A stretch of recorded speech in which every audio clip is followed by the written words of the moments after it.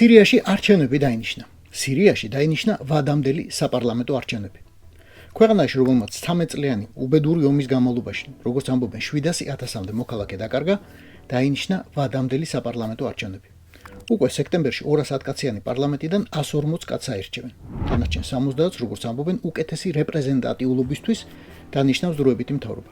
ეს პარლამენტი იმუშავებს 2 წელს, შემდეგ როდესაც სირიაში შეიქმნება პირობები უკეთესი, უფრო დემოკრატიული პარლამენტის ასარჩევად, უფრო დემოკრატიული, უფრო თავისუფალი და უკეთესი პარლამენტი აირჩევა. უკანასკნელი არჩევნები სირიაში ჩატარდა შარშან ზაფხულში. გაიმარჯვა როგორც ყოველთვის 1963 წლის შემდეგ ასადმა და მისმა ბაასისტურმა პარტიამ.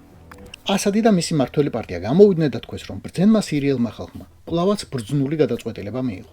იმით, რომ კვლავაც ისინი აირჩია უმრავლესობაში.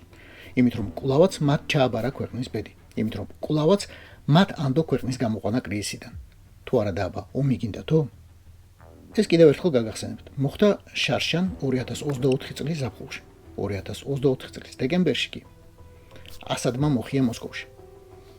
ხოდა, რატო ვამბობ ახლა ყველაფერ ამას? იმიტომ, რომ სირიაში დაინიშნა ვადამდელი არჩევნები. საქართველოში კი. თუმცა რა კავშირია სირიასა და საქართველოს შორის? სირია და საქართველო. საქართველო და სირია. ქართული ოცნება და სირია. ქართული ოცნება სირია. ქართული ოცნება სირია. ქართული ოცნება სირია.